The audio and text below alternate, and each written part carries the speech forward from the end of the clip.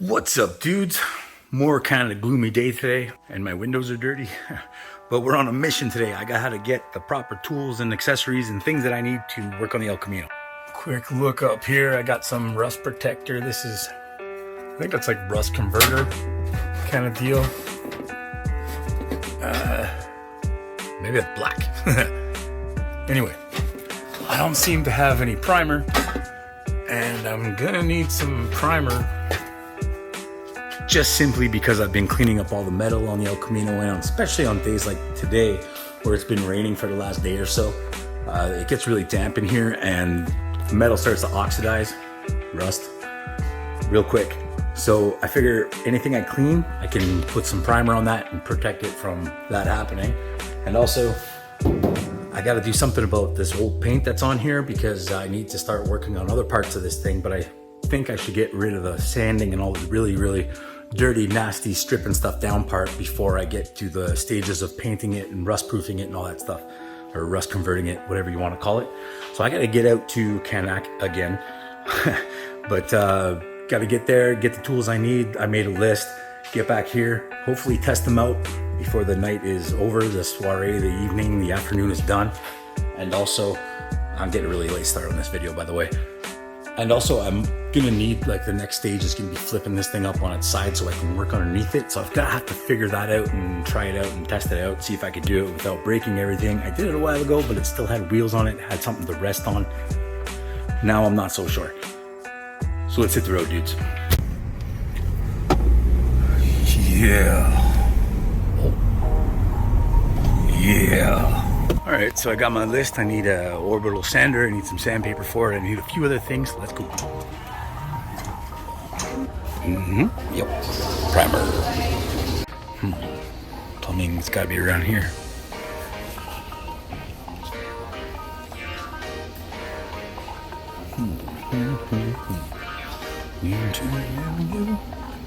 Looking for that mesh I used to clean the piping with. It's a hardware store. Should get it here.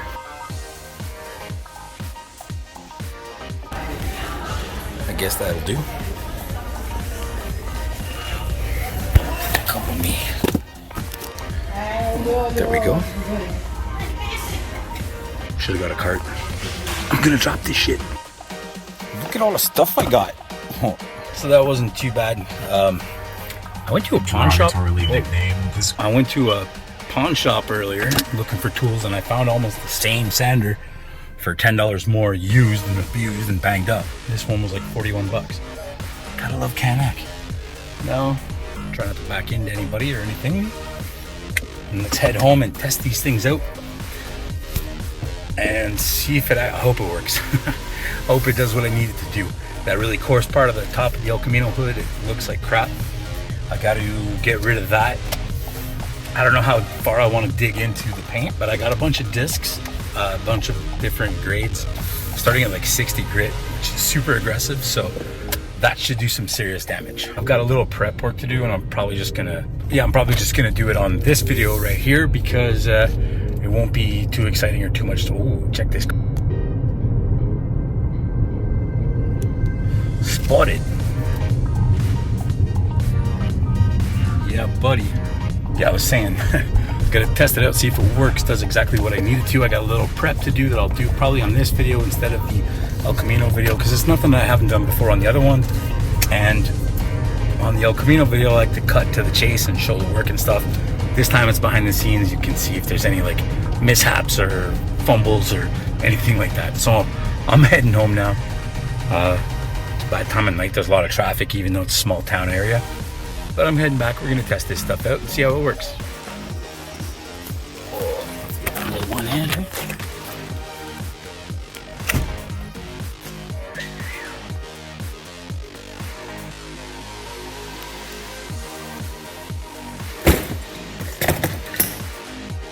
So let's see if this does the trick.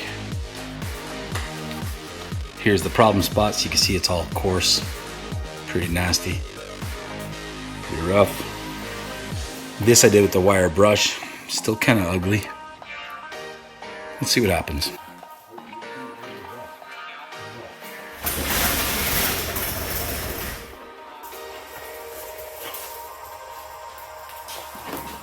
Alright, so here's an opportunity for an unboxing video. The weird ass box. Oh, I thought it was like one of those fold out deals. It's just a regular ass box. Comes with one pad, 120 grit, instruction,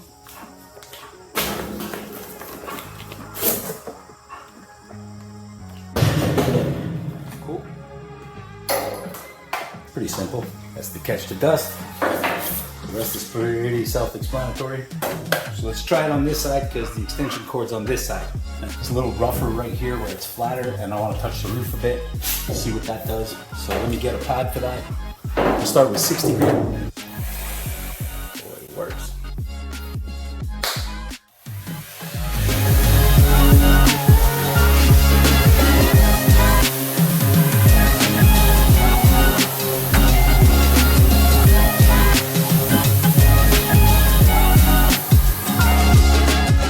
So that definitely works. Okay, so that worked really good. That went right through the paint, right through everything, right down the metal. Especially like right here. It was already down the metal a little bit, but this just ripped right through it. And it's overall pretty smooth. It didn't even heat at all. I noticed with the wire brush when I started doing stuff yesterday, for the other day, I can't even remember what day it is anymore. But I started doing a piece here and digging through the putty or whatever that's in there. It started getting really hot, and also here it got really hot too. And I don't know if you can see, you can't see with the light right there unfortunately, but right where my finger is, there's like an indent right there and right there as well. And I'm a little worried that that was caused because of heat. Body panels, sheet metal, that kind of thing, if you get them too hot, they will warp, which is often something that happens when sandblasting, because believe it or not, the friction of the beads or the sand hitting the metal makes it really hot. When the metal gets hot, it expands, and then it warps and gives you waves and little indents and like reverse dents, whatever you want to call them. But you'll mess up your sheet metal if you get it too hot, especially if it's like heat concentrated in a certain spot. Sometimes you can use heat and quick cooling to straighten panels out, but if you don't cause yourself the problem in the first place, even better. My dog chilling out in the field. Buddy, what you doing? Part of the process on doing this, what I'm going to want to do really soon is flip it up on its side, because I have some welding and stuff to take care of underneath it. Also clean that up. While it's up on its side, I would like to do the rust converter protector and all that stuff underneath it, which is this jug of stuff right here. That way everything underneath is done and taken care of. I would almost like to paint it at the same time too, but I don't want to paint the bottom half and then paint the upper half later and potentially ruin the bottom half. And I got to figure out which way I'm going to go with this. Now that I have that sander that works out really good, if I get to a certain point, I can do all the body work on those panels and stuff. It'll be much easier with that thing. I'll set up some sort of jig that'll hold them up. I can sand them all down nice and good, do the body work that it needs, and then when I go to fit it back on the El Camino, I'll have a better sense of where I'm going. It'll be more prepped. It'll be more on point to what I want to do. And then I have to figure out some mounting points to put it on that part of the body right there, because I want the transition to be kind of nice and yet still look like a race car. So I went ahead and ordered a rib nut gun. Hopefully that comes in soon. And then I can use that and some maybe fiberglass or sheet metal art magic to make it all fit together and look like an actual race car. So I'm a little confused about how exactly I'm gonna do it, because I'm thinking I got two paint schemes in mind. One would be to paint all the cage and the floors, all the sheet metal and stuff on the inside, light gray, like a primer gray almost, but with a gloss in it. It's the way I had my 8.6 way back in the day, the original, like the 1983, 86. I did it up like that and I really liked it. I thought it turned out really nice. I used Trem Clad, believe it or not, and it came out really nice and glossy, and it was solid, it was good. I like the color. I'm thinking that with the body black, that's what I'm leaning on right now. Or just do the whole thing black, cage, everything all black. The only problem with that, it's gonna hide a lot of the cool work and it won't make the cage and everything pop that much, so it won't look like as aggressive. And the other reason too is usually a roll cage, you don't wanna paint them black, because what happens is if you ever get a crack in it or something like that, it's really hard to see on black paint. Where white, it'll show up right away, because as soon as it cracks, you're definitely gonna get a little bit of dirt or something inside of there. and it's going to be really obvious that your cage is not in good shape. So that's the process of thought on there. So again, I'm not really sure exactly what colors I'm going to go with, and the process too. So right now I'm thinking the best way would be to paint the frame and the chassis and the roll cage and all that sheet metal and stuff that gray color, and then do the body work after. But I'm thinking maybe I should do all the body work first before I put paint on it, because then it's potentially ruining everything that I've, you know what I mean? Like, if I do the body work after, I'm gonna have to dig into this and grind and potentially weld on it, and that could damage the painted frame and cage and everything that I just technically did. And the other thing is, I could put plastic on it and wrap it around and stuff like that, but I don't know how tough that is, and I have really bad luck with that kind of protective save it stuff, because it just makes more of a mess in the end than anything else, and it doesn't even work out. What do you guys think? Put it down in the comments. What do you think? How would you do it? You're chasing me. What do you want? What do you want? So my day kind of started off a little late, but I'm gonna go and change real quick because I don't want to ruin like my only good t-shirt. And I'm gonna see how much work I can get done on this before Jess gets home, which gives me, I think, 45 minutes, maybe a half hour, maybe an hour. I'm gonna just change real quick and we'll play around with the sander, see how much of a job I can get done before the time's up. Now let's see what we can do.